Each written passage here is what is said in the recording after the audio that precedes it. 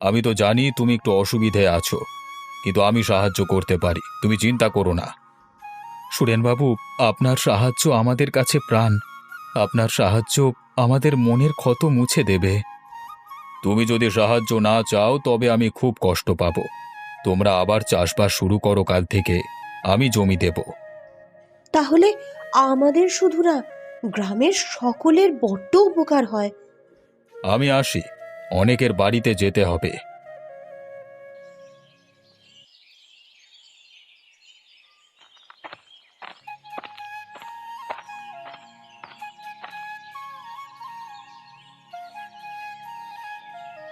এতদিন পর একটু শান্তি ফিরে পেলাম আরফান চাচা। যেন স্বস্তির নিঃশ্বাস ফেলতে পারছি বিকাশ ভাই। আমার গ্রামের সুরেনবাবু বাইরে কঠোর আর ভেতরটা কত নরম। আমাদের মতো গরিব মানুষদের কষ্ট বোঝেন। তাহলে সেদিন আমাদের এত অপমানজনক কথা বলেছিল কেন জানি না। আমার মনে হয় আমাদের পরখ করে দেখছিল আমরা চাষ করে ফসল ফলাতে পারি কিনা। তাই হবে হয়তো। তোমরা চলে এসো, অনেক বেলা হয়ে গেল। জল মুড়ি খেয়ে আবার চাষে লাগবে খন।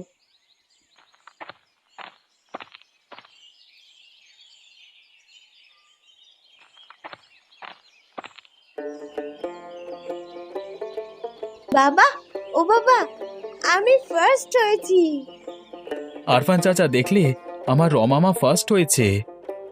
কার মেয়ে দেখতে হবে তো। আমি আসছি এখন। ঠিক আছে মা, সাবধানে যা।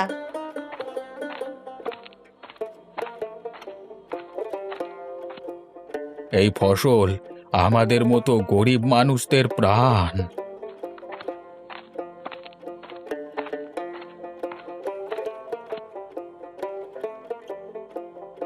কি বিকাশ, কি করছো? আমাকে এই চিনেছিলে? আমি জানি আজকের দিনে জীবনটা অনেক কঠিন, কিন্তু তুমি জানো আমি তোমাদের সাহায্য করবার চেষ্টা করেছি। তবে আমার চোখ খুলে দিয়েছে তোমারই মেয়ে।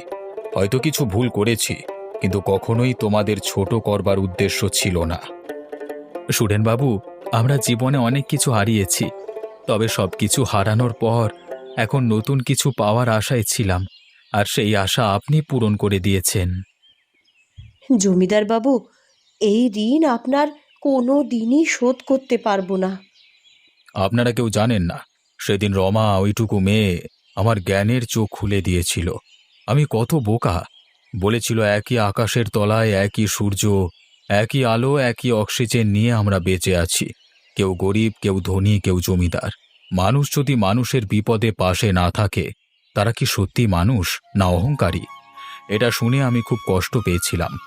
তারপর ভাবলাম, না, আমার এত জমি সকল গরিব মানুষ চাষ করে ফসল ফলাবে। আপনি মহান ব্যক্তি সুরেনবাবু, ভগবান আপনার মঙ্গল করুক।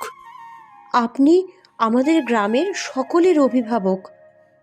আমাদের সকলের দুঃখ কষ্ট যারা বোঝেন, বিপদে পাশে থাকেন, তারাই আমাদের অভিভাবক। আল্লাহ আপনার সহায় হোক। লড়াই করে কষ্ট করে জীবনটা এগিয়ে নিয়ে যেতে হবে। এটাই তো জীবন। সবসময় যা চাই তা পাওয়া যায় না, কিন্তু কিছু না কিছু পাওয়া যায়। আমি বিশ্বাস করি তোমরা তোমাদের যাত্রা শুরু করবে। আপনি ঠিক বলেছেন সুরেনবাবু, জীবন চলতে থাকবে, থামবে না। জীবনে কষ্ট আসে, সংগ্রাম থাকে, কিন্তু জীবন চলতে থাকে। কখনোই হার না মানা উচিত। চেষ্টার পর চেষ্টা, প্রতিদিন নতুন কিছু পাওয়ার আশায় চলতে থাকা উচিত, কারণ নদীর মতো জীবনও কখনো থেমে থাকে না।